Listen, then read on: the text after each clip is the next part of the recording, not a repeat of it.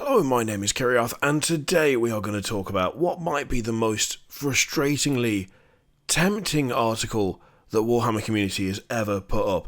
I apologise now for the state of my voice. I'm sick again. I don't think it's anything like pneumonia again, but every time I have any sort of cough or cold, it just lingers for ages and it takes ages to go away. I'm trying to not force things too much because I want to actually be able to record videos and talk to you guys, but it's proving to be a little bit tricky here and there. So, this is only brief, because there's a few things in this article that are absolutely destroying any sort of self-control or willpower that I had when it comes to Age of Sigmar. Like, there's a lot of stuff in Age of Sigmar I really like. The Nighthaunt stuff, for instance, I absolutely love. It's a tempting prospect. It's a tempting prospect, but you know what? I've got a massive Dreadnought army. I've got a bunch of knights and stuff. I've got Emperor's Children. I've got so much to do. So much to do. And yet, there's a few things in here that are absolutely sapping my self-control in such a bad way. So, don't get me wrong, Chris Peach's army is really good. I'll put a link in the description so you can take a proper look at these pictures and stuff and give everything a good read yourselves. But there is a couple of things in this article that are absolutely wrecking me. The first being this. Now, you already know that I like doing... Well, I've really enjoyed doing the Dreadnought army. It's been a daft army to do. It's all Dreadnoughts, that's all it is. And I've always had such a soft spot for these guys, for the steam tanks. I still think that they are one of the, obviously most ridiculous kind of absurd designs that Games Workshop have ever come up with, but there is just something simultaneously charming and fun and... I don't know, there's just something about them that has always struck me as being one of those, timeless classic designs. There is no point at which I've looked at one of these and gone, yeah, but do I actually like them? No, I've always liked this model. And I've always been tempted to do something with it. I've always been horrendously tempted to mess with one of these.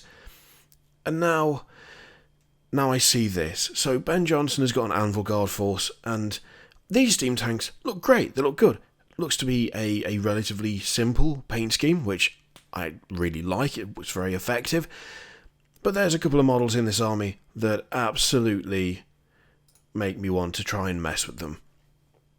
This, for instance, the Caradron Overlords, I absolutely love for Age of Sigmar. It's such a mental concept of having literally flying steampunk dwarves. I really like it.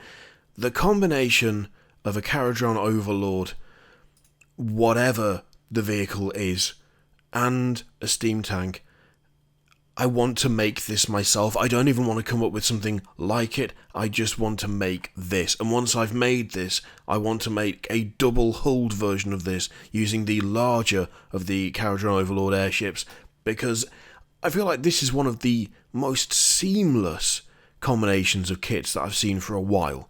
I love conversions that you look at and you wouldn't be able to tell that that was a conversion if you didn't know it was two kits.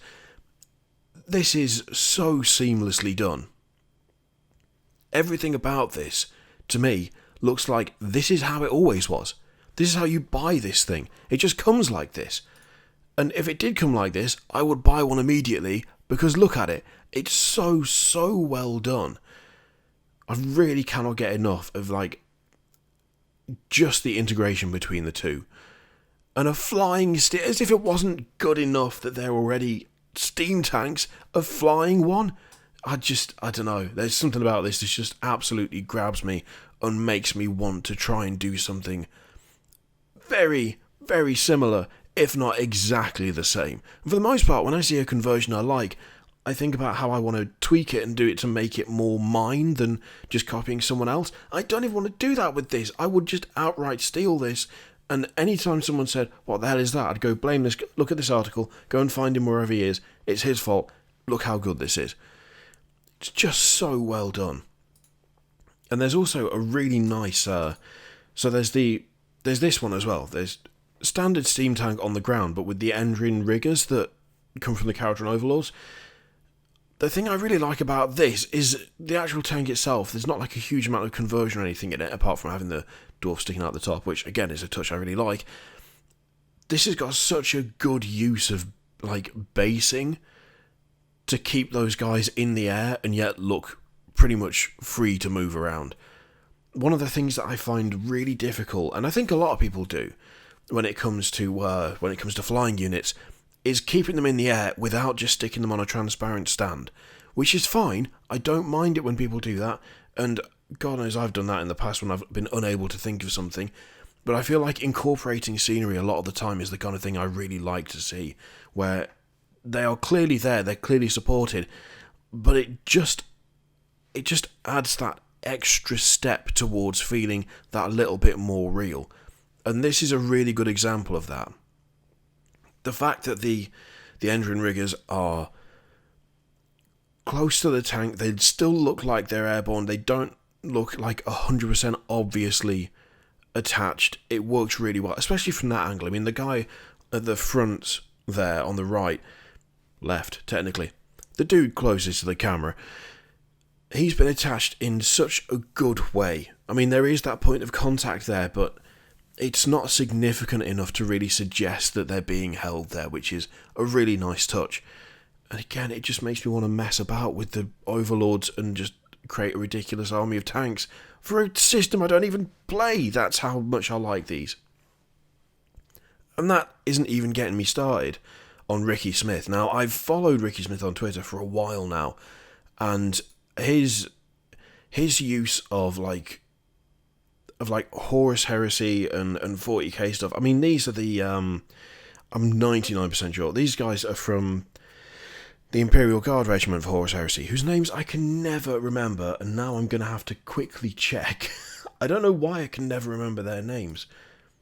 It's the Solar Auxilia, that's it. I always forget it. The combination of that with like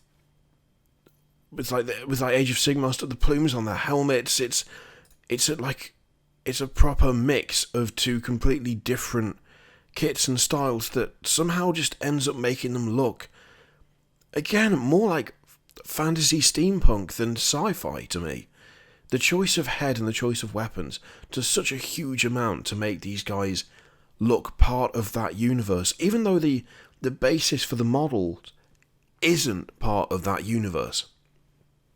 Same thing goes for some of the other stuff he's done. So, like, you've got like the troops there, but some of the other units he's done, use of Necromunda stuff as well. I mean, as you can see, these guys, they're using the bodies from the Cawdor gang, which I absolutely love that kit. It's so versatile for conversions and stuff.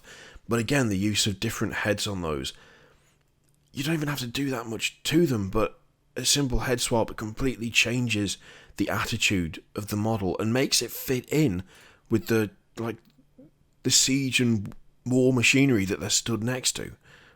It's just a really clever use of parts to emphasise all the right bits. And there are so many examples of that from him. If you're on Twitter, you should absolutely follow him, because his feed is like a constant stream of, how did you do that? How does it look so good? I'm trying to remember what base model that would... I think the legs are from like the Scarran Rust Stalkers, aren't they? I think one of the arms is as well, but then you've got like the upper torso is totally different, and obviously the paint is doing a lot to kind of shift it away from the more sci-fi feel as well, but again, it's such a good use of different parts, and it's properly just sparking off all kinds of... I wish I could try and do something like that. But I don't play the game, there's no point doing it, because I don't play Age of Sigmar. But I just want to make more mad stuff, but I want it to be usable. But then, does it need to be usable when it looks like that? That is... there's just his ability to combine stuff. I realise this has just turned into a fanboy gush session. I don't care. I really like what he does. He's got such a talent for this. And of course, the most insane thing that I've seen him build is that, which is the Cog Fort, which is my go-to of, if I had infinite money, I would absolutely try and build something like that. But I don't, so it's never going to happen. Again, though, that's the thing where that's all parts from God knows how many different kits. I mean, you can clearly see the Defiler is in there. There's Defiler legs, the steam tank front. You've got a bunch of scenery making up the houses. I think the big reactor thing on the back is part of is it the Sex Mechanicus or something? I can't remember which scenery kit it's from, but there's like a massive mix of different parts, again spread out from 40k and Age of Sigmar, and yet to me that still looks more like steampunky than anything else. And whilst I don't think I would ever believe that you could just buy that as a kit just due to the sheer scale of it, it still fits together really pretty damn seamlessly, considering it is a walking fortress that has got like housing on it. This article has been incredibly dangerous for me. Incredibly dangerous, because I feel like I'm coming towards the end of the Dreadnought project now. I've got a Leviathan to put together and paint, and then I'm going to take a break from the Dreadnought project and shift onto something else. I was planning to do a bit of Iron Warriors stuff, and you know, like shift that alongside the Emperor's Children, have like a nice little allied force that hate each other. And now I just keep going back to this article and looking at some of the ridiculously good conversions and thinking, oh, but I could do something like that. I've never done something like that before. But at the same time, why would you? But then, is it even a waste of money? Is it even a waste of time if you're enjoying yourself? I don't know. I genuinely don't. I just wanted to bring all of that to your attention, because some of the coolest kit bash stuff that I've seen so far, some of the coolest conversions that I've seen for Age of Sigmar, a little bit different to 40k obviously, which is the main focus of everything we do on the channel, but I don't know, there was just some exceptional stuff in there that I really wanted to highlight if you hadn't already seen it. So yeah, thank you very much for watching. I'm going to go away now and not talk for the next like 4 hours, and yeah, let me know what you think of all of that in the comments down below. Is this something that is kind of triggered you into thinking, yes, I would love to try that? Or have you got a better sense of self-control than I have? Let me know what you think of all that in the comments down below. Feel free to click all the things, you know what they are. As always, there's an affiliate link in the description for Element Games. At the end of every month, 10% of whatever raised through that link is going to charity now. So it's a nice way to support the channel, and it's also a nice way to just do a little bit of something else as well. Thank you very much for watching. I'll see you next time. Toodaloo.